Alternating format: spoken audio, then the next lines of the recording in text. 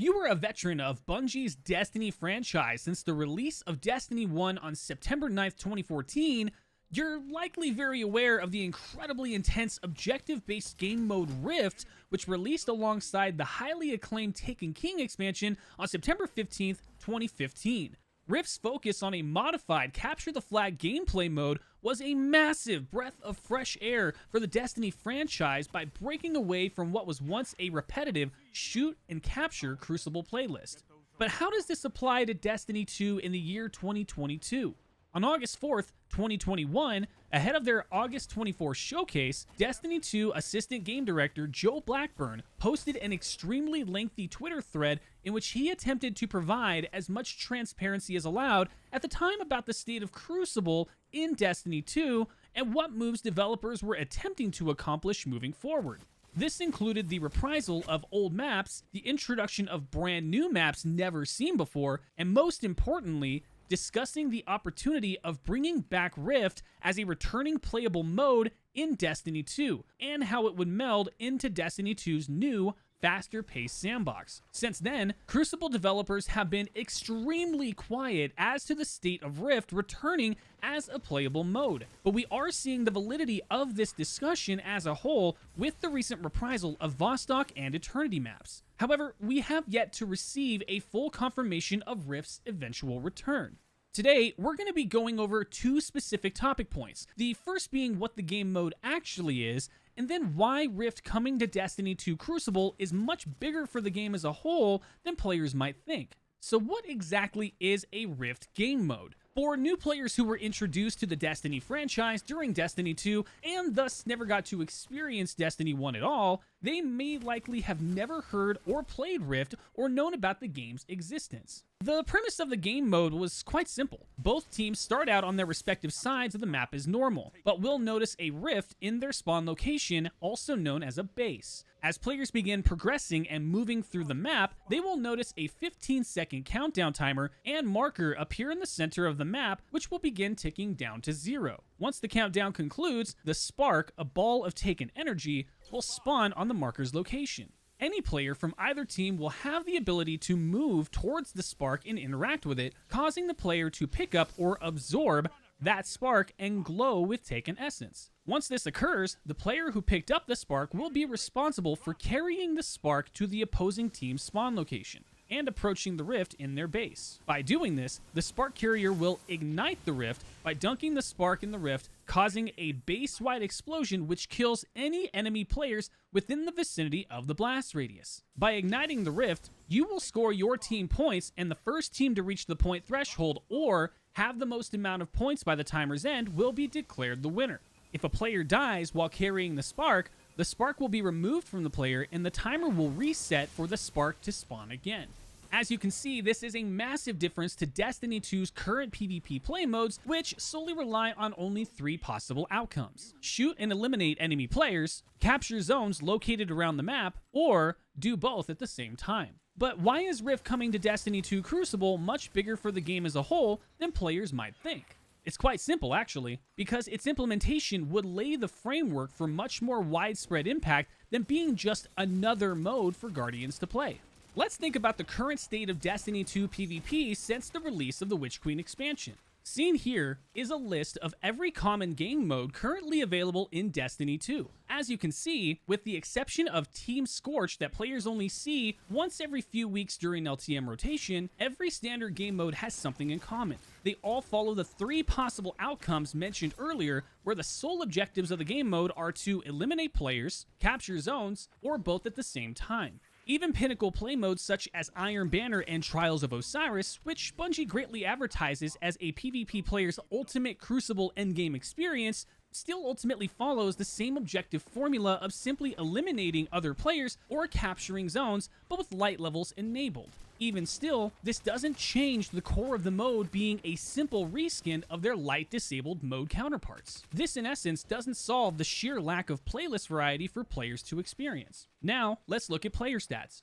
At the time of this video, Warmind.io reported that 34% of Destiny players were located on Steam, with Steam itself reporting an active player base of 51,576 players. After doing a bit of number crunching, we were able to conclude a current daily player base of approximately 151,695 players across Destiny 2. Further, a reported 15% of those active players were located in the Crucible for a total of 22,754 active players in a PvP activity. 15% of an active player base may sound like a fair number, but when compared to a generous total of over 35 million registered Destiny 2 players, this concludes to an approximate total of 0.065% of Destiny 2 players who are logged in, active, and playing Crucible at any exact moment.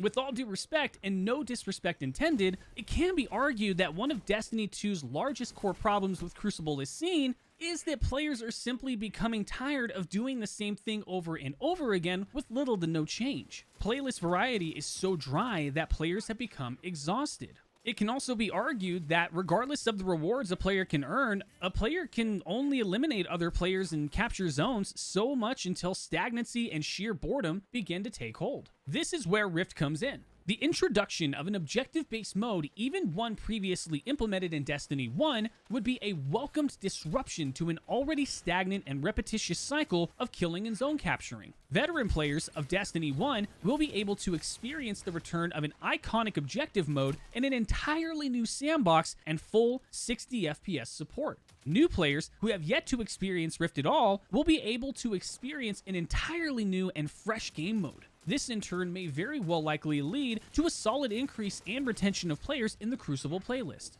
Going back to the same Twitter thread from Destiny 2's now game director Joe Blackburn, Joe mentioned that the Destiny 2 Crucible team is also working on brand new Crucible modes for 2022. Although these modes being delayed or not is unclear, the sheer mentioning of brand new modes after Rift can lead players to speculate that Rift may be the first of many possible new iterations of objective-based game modes to be included in Destiny 2 in the near future. Further, another instance of Rift laying the framework moving forward could be the potential revival of another unique Destiny 1 Crucible mode, Iron Banner Rift. This was a special mode in Destiny where the light-enabled Iron Banner playlist was supplemented by the objective of Rift to combine and enhance the Crucible experience for players alongside unique Iron Banner rewards. With reception and feedback of Rift being implemented in Destiny 2 and given to developers, we could very well see a potential merger of playlists such as Iron Banner Rift, but with the new approach of Destiny 2 rewards such as weapons, armor, triumph,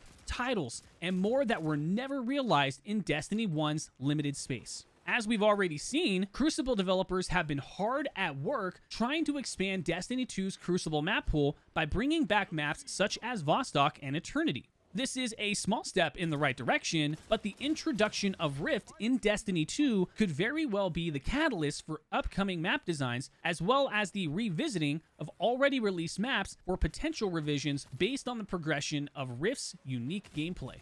Joe also stated during his Twitter thread that developers will be remastering and releasing a Destiny 1 map during Season 18 never seen before in Destiny 2. This could suggest that the map pools for both games may be under debate, and the consideration of which maps to remaster and include in Destiny 2 could very well be dependent on how each individual game mode, Rift included, would fit into the current sandbox or the Destiny content vault.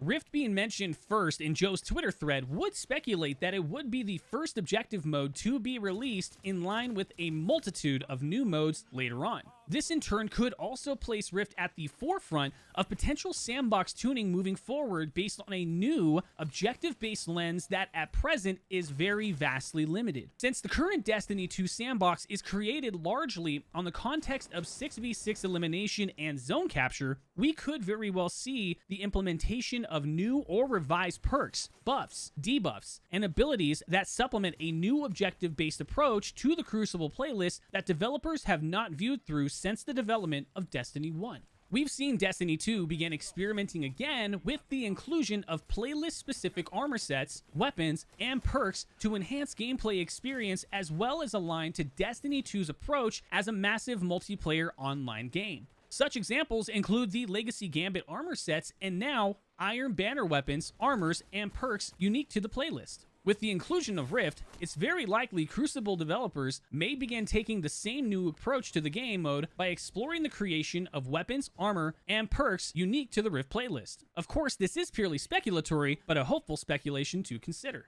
There is a vast community of Destiny players devoted to creating and maintaining a noticeable competitive environment through the creation of community-sponsored events, tournaments, charity events, live streams, and etc. that don't get enough credit or recognition for the work they do behind the scenes, bringing Destiny's competitive scene to life.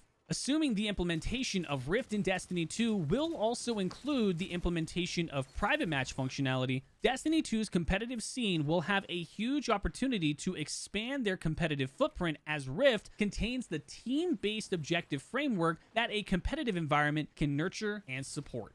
In summary, Rift is much more than just another mode, but an opportunity for almost every core aspect of Destiny 2 Crucible to be expanded on. The game mode as a whole is a chance to breathe new life into an exhausted player base looking for fresh content for both new and veteran players. Of course, we still need final confirmation of the game mode's return, but we can be hopeful that Bungie is looking to provide answers in the very near future. Thank you so much for watching. I hope you enjoyed the video. I am live daily on Twitch at Jake Parker Live. Make sure to follow on Twitch for game, console, and PC giveaways in the very near future. And for upcoming Destiny and gaming content, don't forget to like, subscribe, and turn on notifications to know when my next video will be live. Thank you for being the reason I get to do what I do. Without you, I couldn't do it. Thank you again, and until the next video, game on.